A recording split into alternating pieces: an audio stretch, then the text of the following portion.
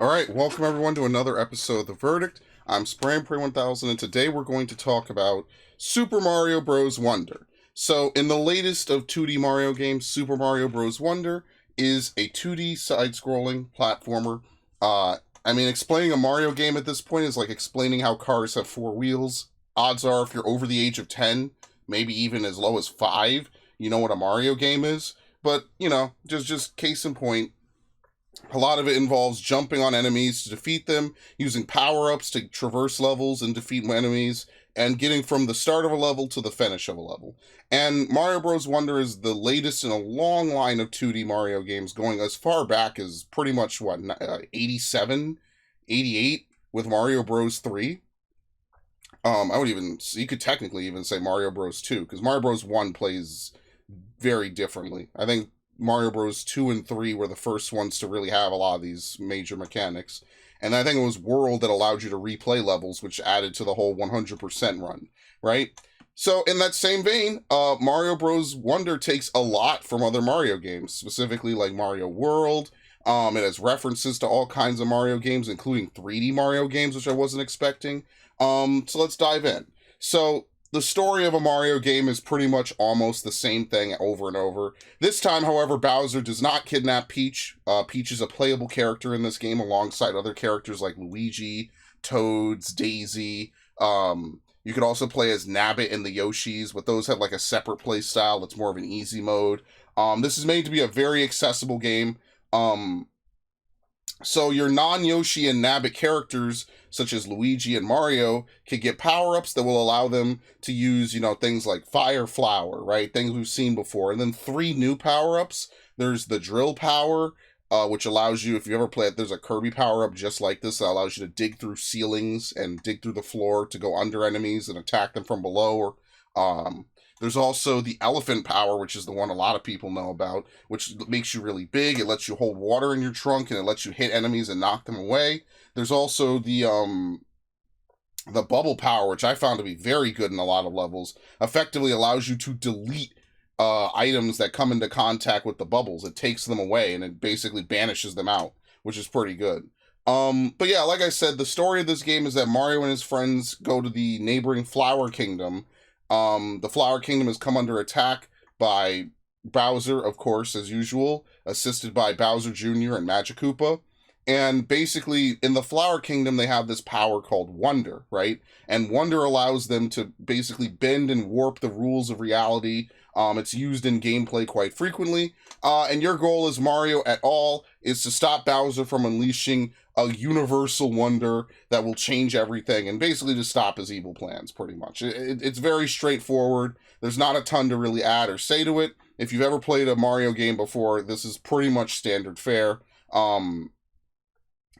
So the story is obviously not really the sticking point. It's more for the classic platforming that we all come to know and love about Mario.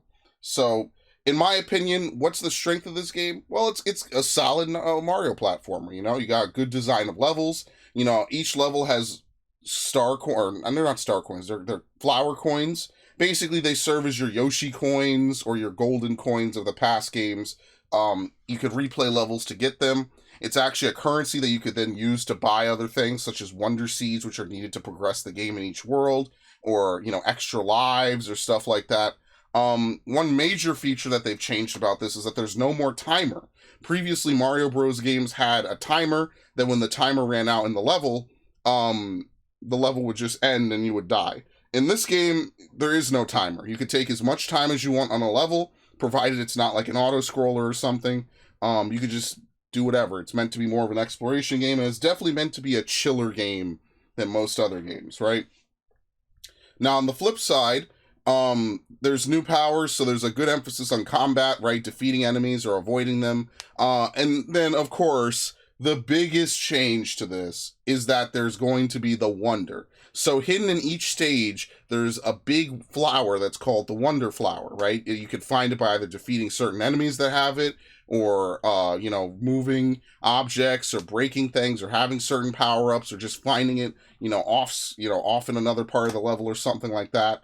Chasing it down and touching it will allow you to access an alternate play style for that level. So for example, normally you just run, jump, throw fireballs and stuff like that. When you get to the Wonder, the whole perspective on the level might change. It might become, you know, a platforming segment on the wall. You might have Mario turn into a pile of goo, right? It might slow down the game. It might disable gravity. It might change the level design. And there's a couple of things like that. Every level is different, right? Which is pretty cool.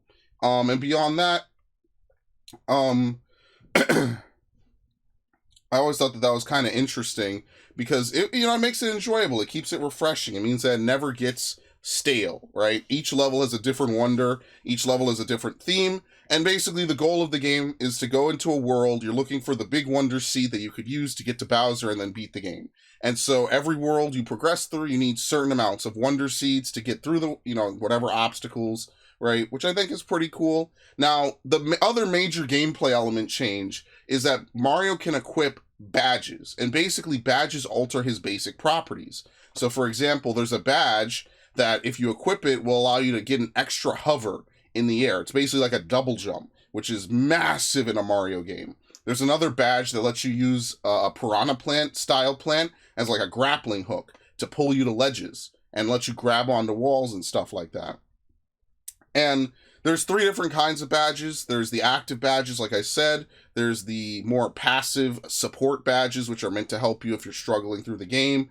And then there's like extra secret badges that you could get as well.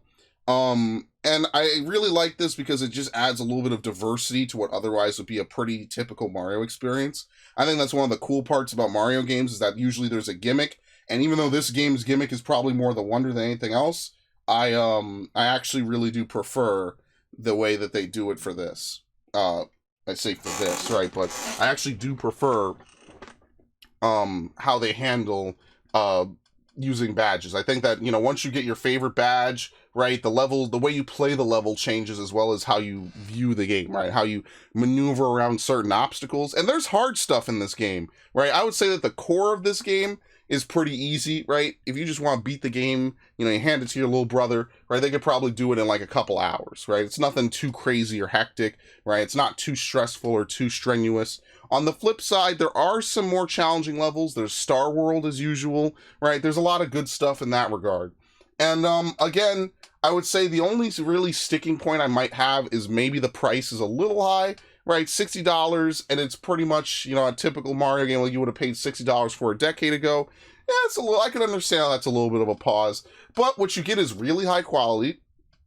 It's really replayable because there's a lot of other things to do in these levels, to go back and find all the coins, right? To buy all the standees, to buy all the other items and things like that. You can, there's a lot of stuff that you could really do and emphasize on in this game. And I think that's one of its strengths, is that it's not afraid to try to break the mold and do things differently. So it's kind of a short verdict because honestly, it's a Mario game. It's a 2D platformer, right? Pretty straightforward. So what would I give Mario Bros. Wonder? Mario Bros. Wonder is pretty solid. I mean, I wouldn't say it blew my mind overall in a ridiculous way, but I also wouldn't say that it's anything near bad, right? So if I had to give it a score, I would probably give Mario Bros. Wonder like an 84 out of 100. It probably needed another world or two to really make up the difference, I feel like. Probably needed maybe like a, I don't know, I think that would just be it, right? Because most Mario games are pretty straightforward. So either it needs more worlds or maybe a price drop, maybe some mixture of both. But yeah, that's all I have for you today. I'm SprayPro1000. I'll see you next time.